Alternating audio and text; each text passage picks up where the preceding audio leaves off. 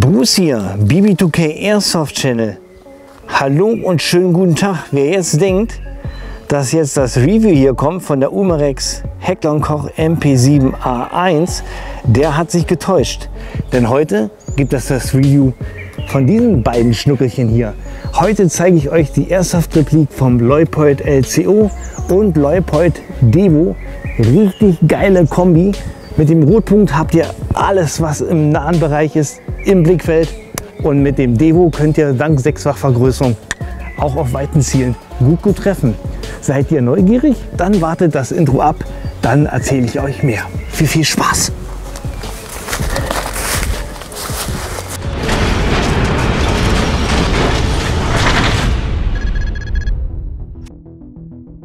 Die MP7 ist wieder nackig, die Optik ist weg, denn ich habe sie wieder im Originalkarton bzw. Kiste verstaut, denn wir fangen von vorne an. Zunächst erstmal herzlichen Dank an die Firma Tactical X-Men. Logo blende ich euch hier unten ein. Die haben hier dieses innovative, geniale Set hier zur Verfügung gestellt für ein Review und der Dank ist wirklich richtig groß, denn 2018 habe ich zum ersten Mal hier diesen Nachbau von dem Leupold Devo und LCO im Netz gesehen, auf asiatischen Seiten, und ich hatte mich nie getraut, das mal zu bestellen, weil der Preis, ich glaube damals, wo ich es gesehen hatte, was mit 250 US-Dollar war, extrem günstig, wenn man es vergleicht mit dem Original mit 2300 US-Dollar, aber auch wieder viel zu heftig, um es einfach nur mal zu testen, denn ich hatte so ein bisschen Bauchschmerzen bei der ganzen Geschichte. Von daher freue ich mich, dass ich das jetzt so gekriegt habe und dass ich es euch zeigen kann. Vielleicht gibt es da draußen auch so einige, die damit liebäugeln, aber es sich nicht trauen. Und ich hoffe, dass nach Ende dieses Reviews hier alle Fakten stehen und ihr Bescheid wisst, ob man sich das kaufen soll oder nicht. Der Preis bei Tactical X-Men liegt bei 230 US-Dollar. Das Tolle, auch hier gilt wieder der BB2K Airsoft Rabatt mit 8%, wenn ihr den Code eingibt. Ich blende den unten hier auch nochmal ein. Dann liegt er bei 220 US-Dollar. Das sind umgerechnet so 190 Euro und das inklusive Versand. Der Versand hat hier so um die 4 Wochen gedauert, ziemlich lange.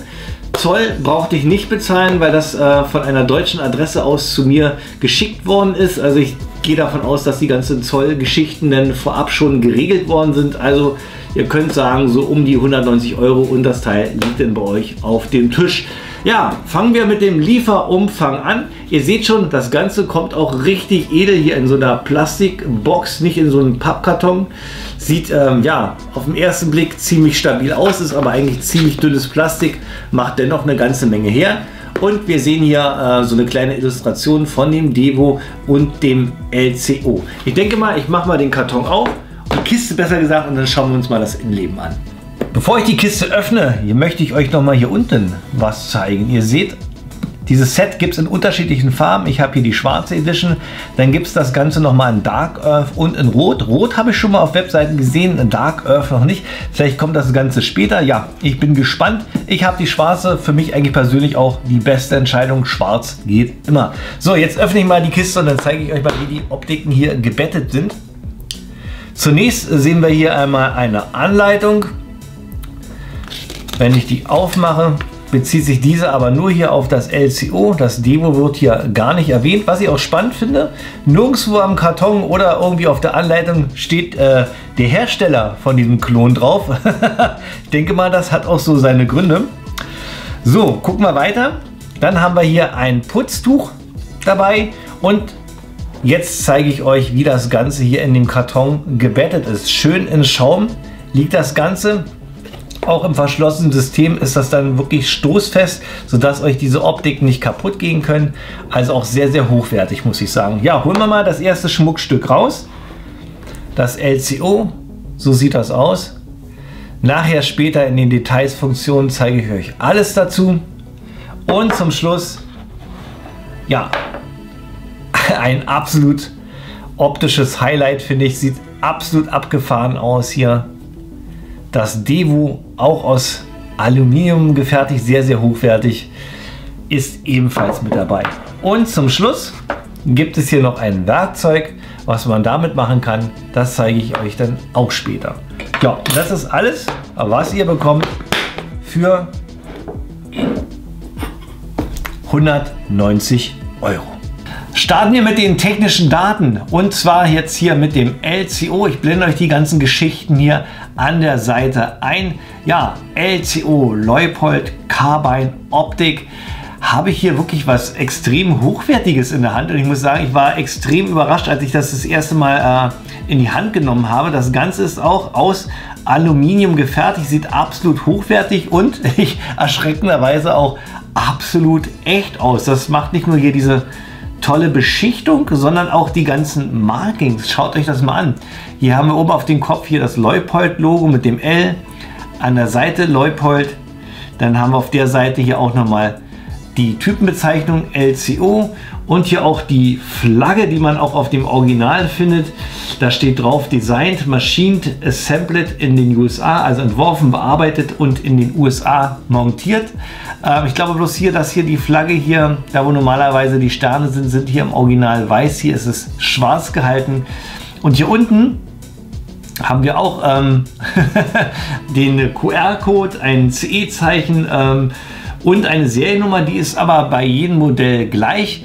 Also hier haben wir wirklich was richtig Hochwertiges auf den ersten Blick. Ich muss sagen, nicht zu unterscheiden vom Original. Auch hier dieses vergoldete, gespiegelte Glas hier vorne ist auch beim Original Leupold LCO auch so. Und vom Gewicht her, wir haben hier ohne Batterien ein Gewicht von 264 Gramm. Und das Original hat 269 Gramm. Also auch vom Gewicht her gibt es hier keine großen Unterschiede. Machen wir weiter mit den technischen Daten vom Devo. Weiter geht's mit dem Devo Dual Enhance View Optik. Das Ding ist auch ebenfalls sehr, sehr massiv, auch aus Aluminium gefertigt, wie das Original. Das Gewicht unterscheidet sich ein wenig. 405 Gramm habe ich jetzt hier bei dem Klon, 391 Gramm sind es beim echten Devo. Ja, und wie gesagt, absolut massiv, hochwertig auf den ersten Eindruck. Sieht richtig gut aus, hat ebenso diese geniale Beschichtung und auch alle Logos und Markings sind drauf. Wie beim Original haben wir hier an der Seite Leupold, die Modellbezeichnung Devo. Hier nochmal das große Leupold-Logo oben hier auf diesem Z. Dann haben wir, genau hier haben wir nochmal auch genau diese Flagge hier mit Designed, Machined, Assembled in den USA. Und auch hier die Markierungen für die Einstellung von Höhe und Seitenverstellung sind absolut identisch. Und auch hier auf der Unterseite habe ich wieder einen QR-Code. Ich muss ehrlich sagen, ich bin absolut geflasht, was man eigentlich schon für das Geld hier bekommt. So, ich habe euch jetzt die technischen Daten gezeigt. Ich würde sagen, jetzt kommen wir mal zu den Details und Funktionen. Weiter geht's mit den Details und Funktionen und wir starten mit dem LCO, der Leupold Carbine Optik, obwohl so darf man es nicht nennen, obwohl das Teil hier wirklich sehr, sehr robust aus Aluminium gefertigt ist, wie das Original und auch wirklich aussieht wie das Original. Absolut cool. Ich denke mal, der Einzige, der das nicht cool findet, ist Leupold. Ich weiß nicht, wie lange es dieses Teil vielleicht noch auf dem Markt gibt, denn das ist hier keine lizenzierte Nachbaugeschichte. Ich denke mal, ich möchte nicht wissen, wie das Teil hier entstanden ist. Ich bin aber froh, dass ich es hier habe. Aber zurück, ich bin schon wieder am Sülzen. Wir sind jetzt hier bei den Details und Funktionen. Ja, fangen wir auf der rechten Seite an. Hier haben wir das Feststellschräubchen aus Aluminium, sehr, sehr robust gefertigt. Da könnt ihr euch das Rotpunkt hier auf eure Airsoft montieren, auch ganz schön fest. Dann haben wir hier auf der rechten Seite hier das Fach für die Batterie. Hier kommt eine C123A Akku rein. Ich mache mal kurz das Fach auf. Batterie ist schon drin. So, könnt ihr sehen, ist das auch Ganze auch noch mal mit einem Dichtring versehen, sodass das Ganze wasserfest ist hier. Ob die Optik generell wasserfest ist, also das Original ist definitiv wasserfest. Ja, bei diesem Airsoft-Klon, ja, würde ich euch bestimmt nicht raten, damit baden zu gehen. Dazu ist es wirklich ein bisschen zu schade. Ich denke mal nicht, dass das Teil hier wasserfest ist. Ja, weil wir hier gleich hier vorne sind, machen wir gleich mit dem vorderen Glas weiter. Das ist genau wie das Original Gold verspiegelt, das Ganze.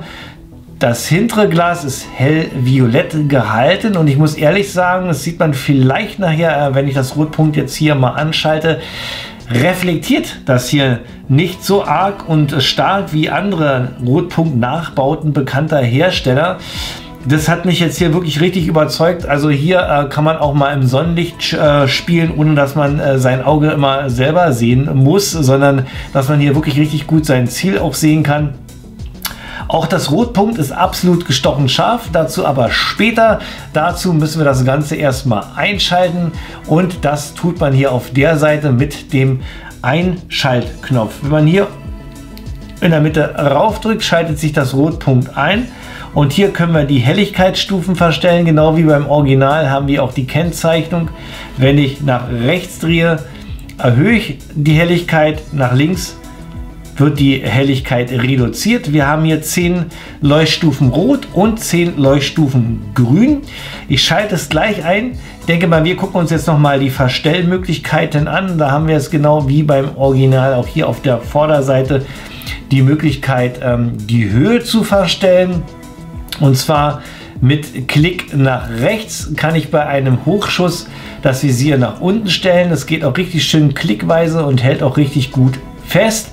Ob das Ganze auch bei einer Gas Blowback Bestand hat, ja, keine Ahnung, möchte ich jetzt auch nicht so riskieren. Ich denke mal, das ist beim Elektrotag auf jeden Fall besser angebracht als bei einer Gas Blowback.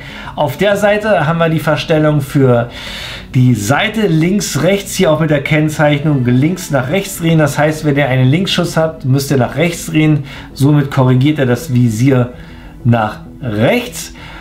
Ja, und jetzt würde ich sagen, schalten wir das Ganze mal an und gucken mal, was wir hier sehen. Ich gehe mal ein bisschen näher ran und dann schalte ich das Rotpunkt mal ein. Ich hoffe, ihr könnt es sehen. Ja,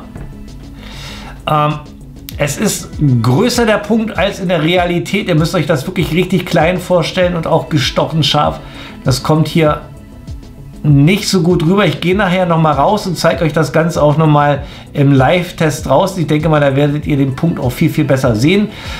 Jetzt zum einen, wenn ich das Rotpunkt einschalte, bin ich sofort im Stufe 7 im Rotpunktbereich. Ihr seht ja, ist ja rot der Punkt. Das heißt jetzt, wenn ich auf rechts klicke, erhöhe ich jetzt auf Stufe 8, 9, 10. Und jetzt müsste die schwache Stufe grün kommen. Ja, da bleibe ich noch mal.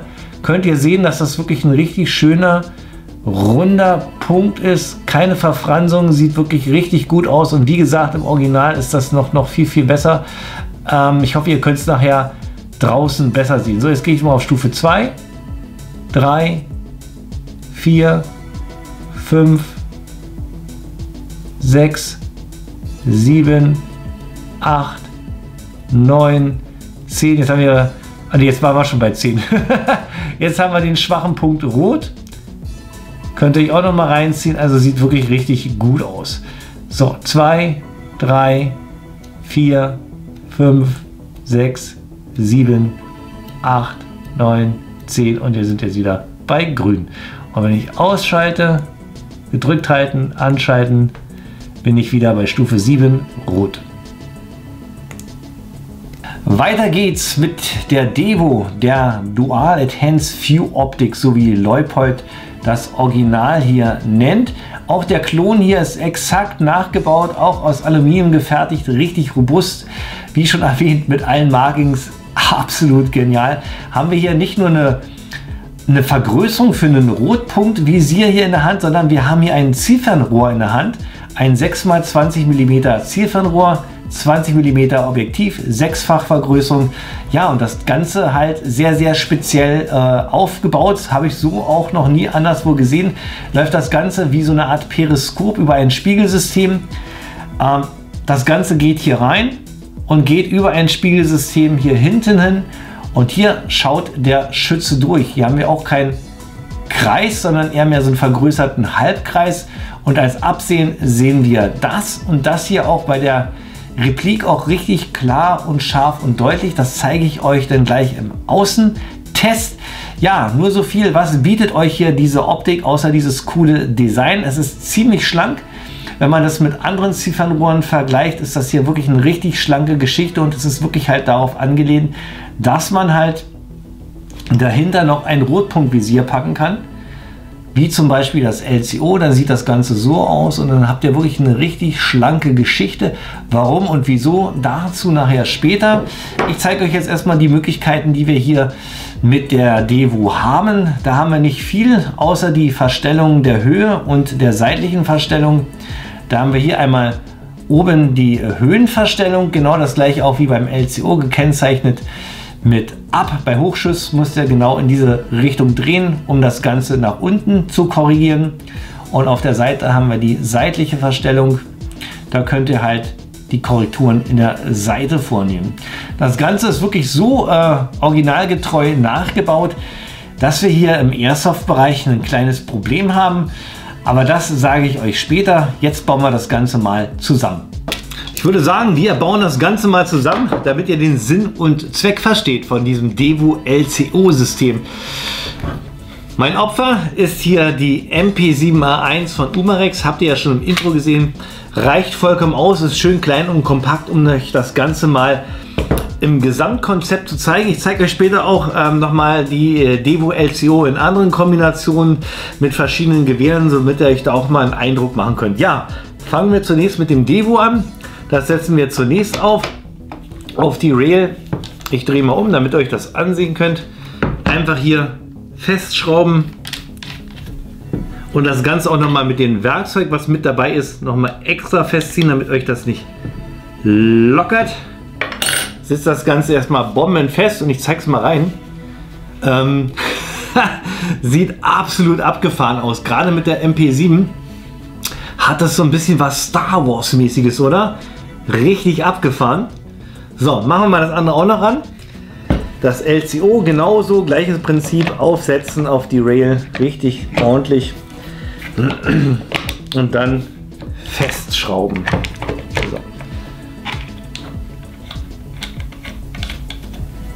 So. Ja. Auch noch mal mit dem Tool extra festmachen, damit es auch richtig sitzt. Jo, perfekt. So sieht das Ganze dann komplett montiert aus. Bei der MP7 absolut überladen, oder? Was haltet ihr davon? Mega oder scheiße? Könnt ihr euch ja mal in die Kommentare schreiben. Was ich euch noch sagen muss, das ganze System hier, LCO und Devo, da habt ihr ungefähr 687 Gramm nochmal oben drauf. Ist also auch nochmal richtig Gewicht. Was hier noch dazu kommt, ist auch noch eine Sache, an die ihr denken müsst. Das Gewehr wird dadurch richtig schwer. So, ich habe es jetzt montiert und jetzt würde ich sagen, gucken wir uns mal an, was denn der Vor- und Nachteil ist hier von diesem Devo LCO Teil. Der Vorteil bei diesem System ist eindeutig, dass ich hier die Möglichkeit habe, eine schnelle Zielerfassung zu erreichen im Nahbereich und im entfernten Bereich, ohne dafür ja irgendwelche zusätzlichen Bewegungen zu machen. Es gibt ja zum Beispiel Varianten, dass man hier das Zielfernrohr hier oben hat und einen Rotpunkt an der Seite. Das heißt, im nahen Bereich muss ich die Waffe kippen, um auf das Rotpunkt zugreifen zu können und wieder zurückkippen, um auf das Zielfernrohr zu kommen.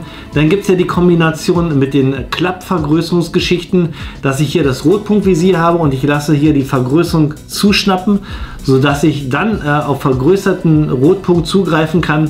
Auch wieder eine Bewegung, die extra ist. Und dann gibt es natürlich auch Zielfernrohre, die oben auch nochmal einen Rotpunkt haben. Das heißt, ich muss den Kopf ein bisschen höher legen, um in das Rotpunkt zu gucken und den Kopf wieder senken, um in das Zielfernrohr zu schauen. Und das entfällt jetzt hier bei der LCO-Devo-Kombination, denn ich kann jetzt einfach gerade gucken, sehe den roten Punkt und ich sehe gleichzeitig im unteren Bereich die sechsfache Vergrößerung von dem, was der rote Punkt gerade zeigt.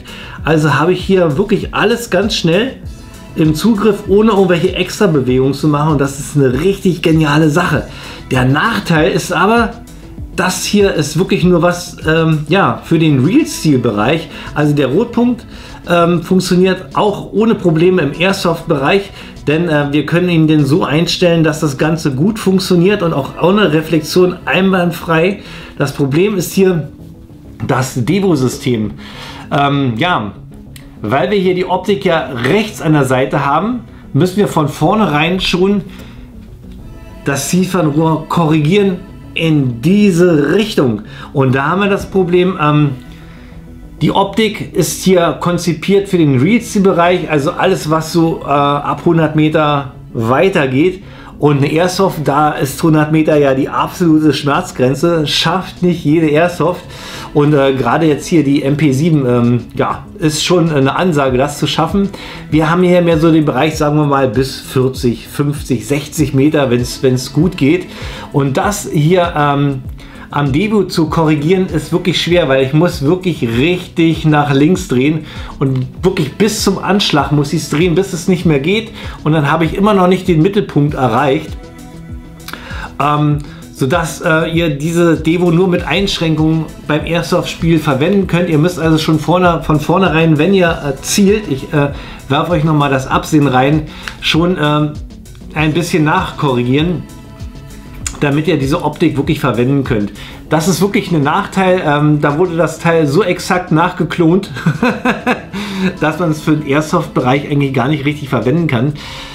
Für die Real Steel würde ich es generell auch nicht verwenden, weil ich denke mal, kann mir nicht vorstellen, dass das Teil hier echte Kaliberschüsse aushält. Das zerlegt sich bestimmt von ganz alleine, und das gleiche denke ich auch so bei Gas Blowback. Ich möchte es nicht ausprobieren, da habe ich wirklich ein bisschen Angst, weil das ist einfach viel zu geil, dass es mir kaputt geht. Aber hier bei Elektro-Tacker seid ihr wirklich auf der sicheren Seite. Wie gesagt, eine richtig schöne Geschichte.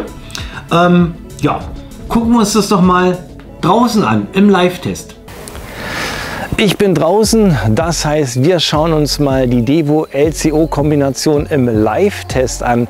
Wie sieht das Absehen aus? Ich habe die beiden immer noch auf der MP7A1 montiert, ausgerichtet auf eine Zielscheibe in einer Entfernung von 30 Metern, und ihr könnt sehen, dank der Sechsfachvergrößerung von dem Devo habt ihr die Zielscheibe klar, deutlich, groß und scharf vor Augen und könnt sie nicht verpassen.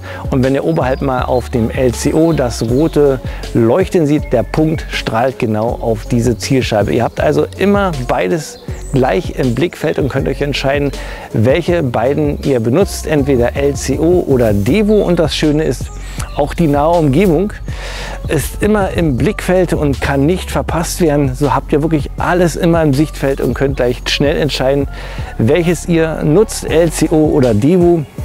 Und ich finde, das ist wirklich eine richtig coole Geschichte, wenn man bedenkt, dass das Original Leupold Devo LCO Kombination 2300 € kostet, ist hier diese Airsoft Replik der absolute Hammer. Ich muss ehrlich sagen, das Absehen ist absolut klar und deutlich, und auch der rote Punkt ist richtig schön scharf. Ich hoffe, ihr könnt es genauso gut sehen wie ich, und ja, da gibt es eigentlich gar nichts zu meckern. Ich finde das eine richtig tolle Sache, und allein auch schon von der Optik, das sieht so richtig Science-Fiction-mäßig aus, gibt es auch nicht alltäglich, und ich finde es richtig cool, dass es das Ganze jetzt auch als Airsoft-Replik gibt. Und was sagt ihr dazu? Ist doch cool, oder? Also ich bin absolut begeistert, weil diese Optik ist schon genial, und wie gesagt, es sieht auch gar nicht mal so schlecht im Live-Betrieb aus. Ihr müsst bloß halt daran denken, dass wir hier durch dieses Problem mit der Devo einen kleinen Versatz beim Zielen haben, aber wenn man sich einmal daran gewöhnt hat, ist das eigentlich auch gar kein Problem. Ja, ich habe hier immer noch die MP7 in der Hand, ich zeige es euch noch mal kurz rein. So sieht das Ganze mit der MP7 aus, und ich würde sagen, ich zeige euch das Ganze jetzt noch mal mit anderen Gewehren. Das ist die MP7. Hier das Ganze mit der Chris Vector Limited Edition mit den langen Lauf. Finde ich, ist eine richtig geniale Kombination hier für das LCO Devo. Ein futuristisches Gewehr mit einer futuristischen Optik. Muss ich ehrlich sagen, ist die richtig coole Kombi. Gefällt mir persönlich richtig gut. Dann die Kombination nochmal auf der G&P Transformer M4. Macht sich auch richtig gut, muss ich sagen. Was haltet ihr davon? Schreibt mal in die Kommentare. Sehr, sehr, sehr, sehr genial das Ganze. Nächstes Beispiel, die Tavor TAR21 mit der Optik drauf. Bullpup-Bauweise, innovatives Optiksystem, passt auch richtig, richtig gut, finde ich. Und macht total was her. Ich kann mich einfach nicht entscheiden. Zum Einsatz wird das Ganze aber kommen und in meinen zukünftigen Spielen auf meinem Spielgewehr hier auf der ICS Tubular. Sieht auch richtig abgefahren aus, das ganze System. Und ich muss ehrlich sagen, ja, ich bin schon richtig gespannt, wenn ich damit meine ersten Spielerfahrungen habe. Ich werde da auf jeden Fall berichten, wie sich das gute Teil denn so im Spiel macht. Oder auch so, absolut überladen. Was eine Kombi, die KWA B&T MP9 mit der LCO Devo Kombination. Also voller geht's nichts mehr, hier passt wirklich nichts mehr drauf. Ich finde es abgefahren und ich muss ehrlich sagen, funktioniert natürlich auch ohne Probleme mit der MP9.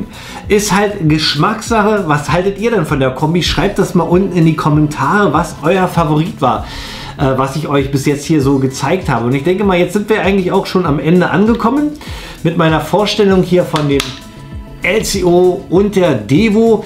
Großer Dank geht nochmal raus an die Firma Tactical X-Men, die mir hier das hier zur Verfügung gestellt hat. Es ist wirklich absoluter Wahnsinn. Zieht es euch rein. Spacig, oder? Man muss es lieben. Denke mal, es gibt auch einige, die das einfach absolut scheiße finden. Kann ich auch verstehen. Ist absolute Geschmackssache. Aber kommen wir jetzt zum Fazit und der Kaufempfehlung. Wie gesagt, das Ganze kostet mit diesen 8% Rabatt 190 €. Und dafür muss ich ehrlich sagen, kriegt man schon mehr, als ich am Anfang erwartet habe. Also die Verarbeitung ist absolut top. Mit den Original Markings drauf ist es schon echt absolut gefährlich, was man hier in den Händen hält. Richtig cool gemacht. Und was ich schön finde, das Rotpunkt-Visier, der Punkt ist richtig kristallklar und scharf. Auch die Reflexionen halten sich in Grenzen, sodass man damit auch wirklich was bei Sonnenlicht anfangen kann, ohne dass man andauernd sein eigenes Auge drin sieht. Richtig schön gemacht. Die Leuchtstufen lassen sich einstellen ohne Probleme. Das Devo ist vom Absehen auch richtig schön kristallklar und scharf. Hier habt ihr natürlich den Nachteil, den ich euch erzählt habe, dass wir durch dieses System halt das Problem haben, dass wir durch die vorgegebene Korrektur, die wir vornehmen müssen, im Airsoft-Bereich ja, so ein bisschen das Nachsehen haben müssen. Das heißt also, wenn ihr euch dieses Devo einstellt, müsst ihr immer korrigiert absehen. Ihr könnt also nicht auf Punkt zielen und treffen. Das muss euch bewusst sein. Also ich finde es eigentlich nicht so dramatisch. Wenn man sich einmal darauf eingestellt hat, funktioniert das eigentlich auch ohne Probleme. Und ich muss ehrlich sagen, ja, für den Preis ist das dann wirklich auch eine richtig schöne Sache.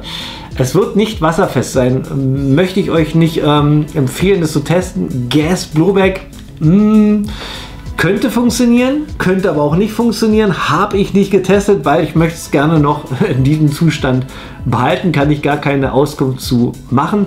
Wer diese Kombination hat und auch im Gas Blowback Bereich einsetzt, der kann gerne mal in die Kommentare schreiben, ob das Ganze hier hält oder nicht, würde mich mal interessieren. Ich traue es mich erstmal nicht. Dafür ist es einfach viel zu cool, um es kaputt zu machen. Das Schöne ist bei dem Preis, wie gesagt, 190 € hört sich erstmal teuer an, aber ihr habt halt zwei Systeme mit dabei. Rotpunkt und halt auch Zielfernrohr. Wer will, braucht ja nicht alles auf einmal nehmen, sondern ihr nimmt jetzt zum Beispiel das Devo ab und dann habt ihr hier zum Beispiel die MP9 nur mit Rotpunkt. Und dann sieht das Ganze auch schon ein bisschen geschmeidiger aus und ihr könnt es halt ja, nur mit Rotpunkt benutzen. Ich finde es eine schöne Sache. Ja, das war es von mir gewesen. Bruce BB2K Airsoft Channel. Ich hoffe, euch hat das hier ein bisschen Spaß gemacht und hat euch noch ein bisschen Erleuchtung gebracht und Klarheit, was hier diese Kombination angeht. Jetzt seid ihr dran. Schreibt mal unten in die Kommentare rein, was haltet ihr von der Devo? Was haltet ihr von dem LCO? Was haltet ihr von der Kombination? Ist das was für euch? Ist das Blödsinn? Das möchte ich alles wissen. Schreibt das mal rein. Okay, wie gesagt, das ist jetzt das Ende. Wer meinen Kanal noch nicht abonniert hat, der klickt mal da oben rauf auf den Abo-Knopf. Da unten gibt es noch ein weiteres Video von mir und es soll auch eine Glocke geben. Wer die Glocke aktiviert, der verpasst kein Review von mir. Wäre schön, wenn wir uns beim nächsten Review wiedersehen. Genauso gesund wie heute. Das war's von mir. Bruce, ich bin raus. Man sieht sich. Tschüss.